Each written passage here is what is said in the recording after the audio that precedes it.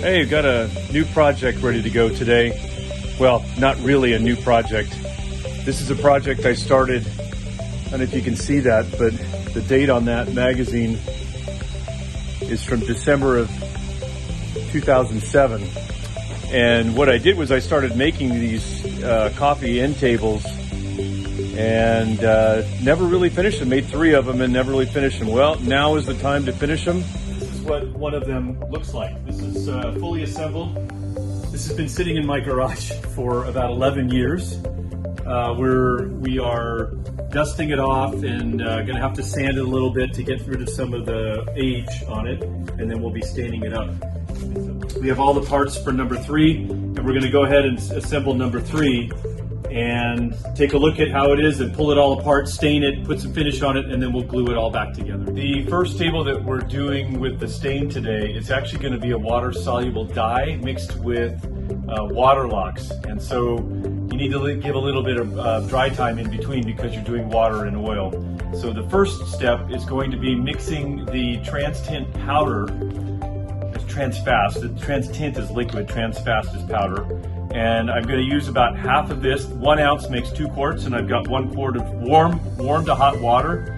And I'm going to blend in the powder. You can see it turning brown. I'm going to do half of this guy is going to go in there. We're going to flood the surface, meaning I'm going to put quite a bit of it on there. I'm going to wipe it around, let it sit for a second or 2, and then I'm going to come back with a dry rag and wipe the rest of that off. And it's nice and warm. I can feel how warm this is. And I'm just going to put a bunch on here, and I do circles because it penetrates better if you do circles. And then we'll worry about going with the grain after we get a whole bunch of this on. Now take another clean rag, and now we want to wipe this off. And now you want to go with the grain. So when you pull it off with the grain. See how nice that lays down? That aniline dye is fantastic. It gives you a really nice, even coating. And that, my friends, is panel number 1. 42 more pieces for each one. So this. I'm Gianna, Eric's daughter, and we're building these end tables because I'm moving soon, and we've decided a fun father-daughter project in COVID would be to build end tables, because what else is there to do? So I'm now going to take a turn at doing this, and hopefully I can do as good of a job as my dad. Circles, like this. My dad was explaining to me earlier that with the water-based dye, we can just throw these rags away when they're done. But if you use something oil-based, you cannot throw them away right away, or there could be spontaneous combustion. Wow, Gianna, that came out beautiful. Yeah, it's that same brown color. Yeah.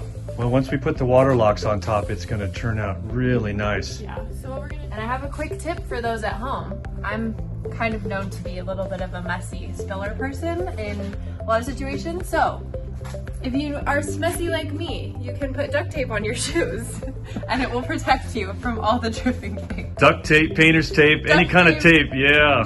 So I'll stay clean today.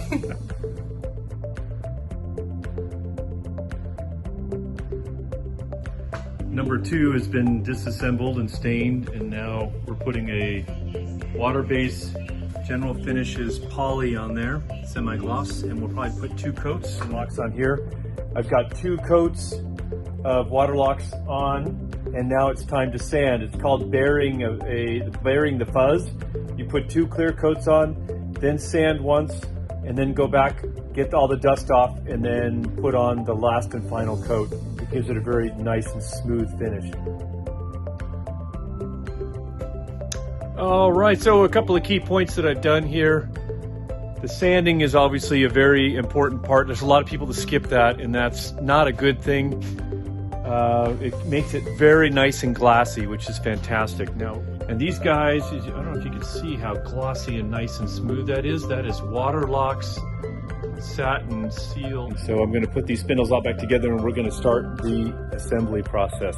Thank goodness that was a lot of time of finishing. But it turned out beautiful. Everything is beautiful and smooth, and there's a nice shiny coat. This is a high-performance semi-gloss poly, water-based poly, and it turned out beautiful, and the tops turned out beautiful. So